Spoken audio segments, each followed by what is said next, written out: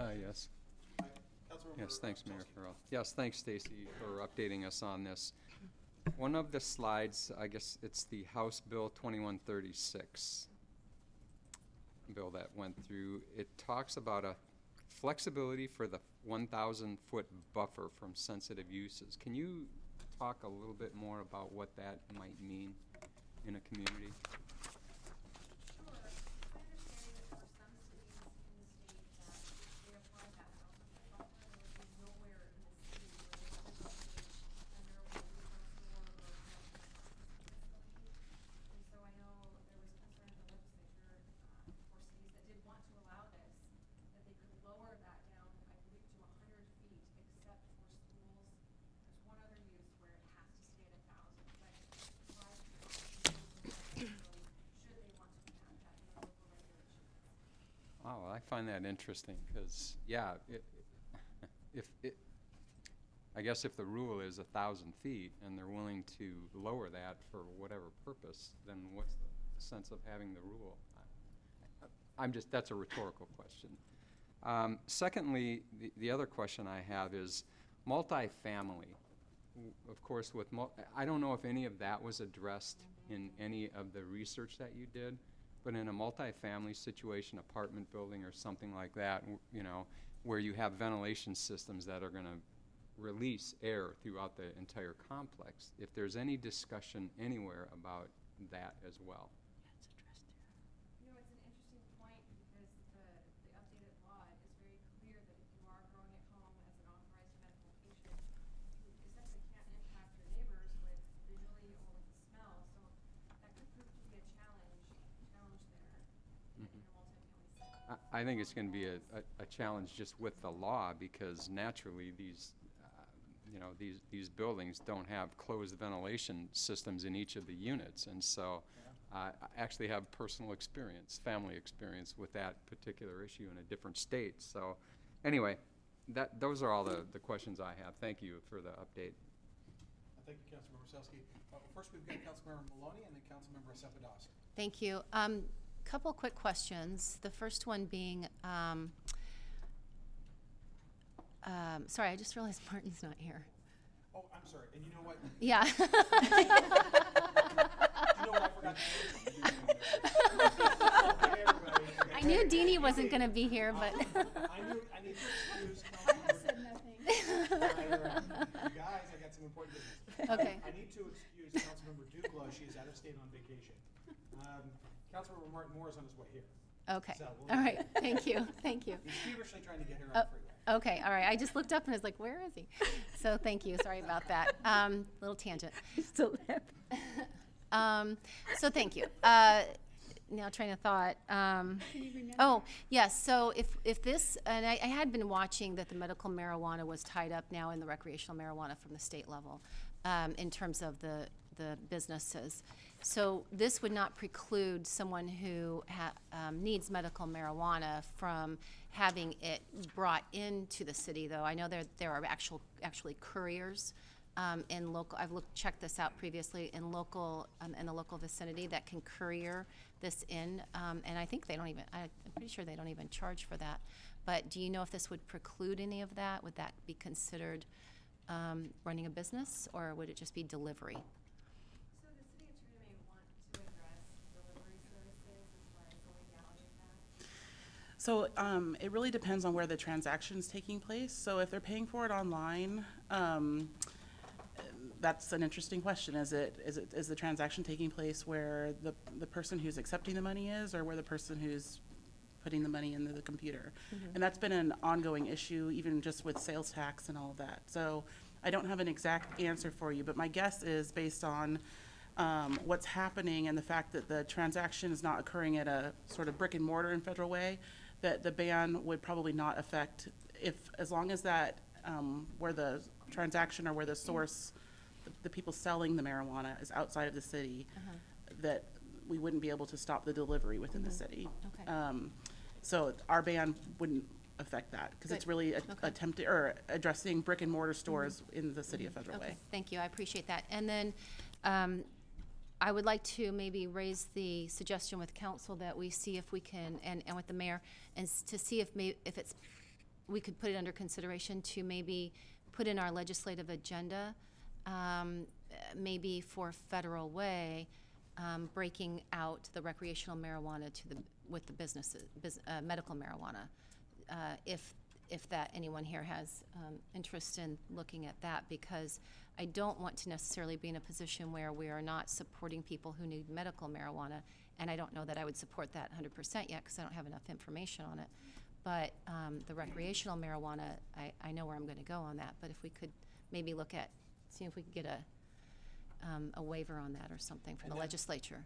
I'm sorry, Councilmember Maloney. That's exactly why we wanted to do this, because I wanted to make sure that the Okay. impact is clear. Great, thank you. I appreciate it.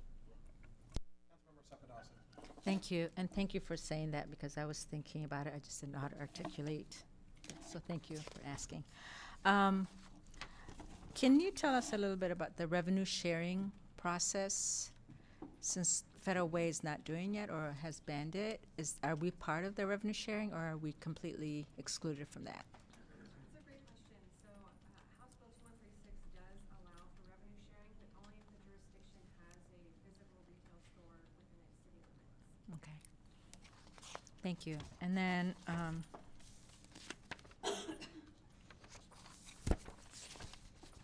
same House bill talks about the Liquor Control Board to contract with local law enforcement. So that's to enforce what? So that was more about enforcement for illegal growing operations. Okay. To set up a new partnership.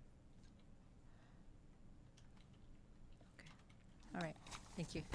Councilmember Honda and then Deputy Mayor Burbidge. Thank you very much. So as it stands now, if somebody wanted to purchase marijuana outside of the city of Federal Way, they can legally bring it here and smoke it in their private residence. That's correct. A ban, or as things are right now, does not affect people's personal right to use it in their home, pursuant to the regulations that are in effect in state laws. So if they live in a condo or an apartment building, and they are using marijuana and it affects a neighbor, what is the procedure then that the neighbor would go through if they were unhappy with what they were smelling? My understanding is that would be a landlord tenant issue, private property issue. Okay. Maybe we could put something together to help people understand that, Like an FAQ, right? so people can ask questions. Okay. Because I could think that maybe our police department would be called, and if people, thought that they, Right. yeah. So, okay. All right, Thank thank you. you. Councilmember Martin Moore has joined us, and Deputy Mayor Burbidge. Thank you for your presentation, Stacey. I do have a question just for clarification related to the flexibility that is mentioned, related to the 1,000-foot buffer from sensitive uses. Does that only come into play if otherwise in that particular jurisdiction there would be no provision for either a cooperative or in the case of where there is recreational marijuana, a retail store?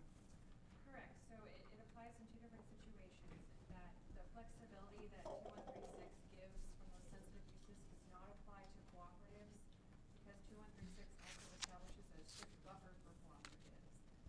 For the retail stores where you can purchase marijuana, that nothing to do with buffer flexibility only applies if the local jurisdiction allows those facilities to be located there, the stores for the retail. Okay, and For example, Federal Way, if it is banned, then then with the, regulations okay. to allow it. With the cooperatives, in other words, there is not the flexibility. Correct. But also, in the case where, in jurisdictions where there is recreational marijuana being provided on a retail basis, is that flexibility only possible where otherwise there would not be any ability to locate retail?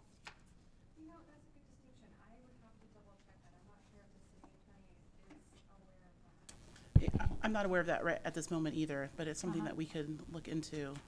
Yeah, just out of curiosity. Mhm. Thank you. All right, council. Councilmember Sepidosian, I see your light on. Did you have an?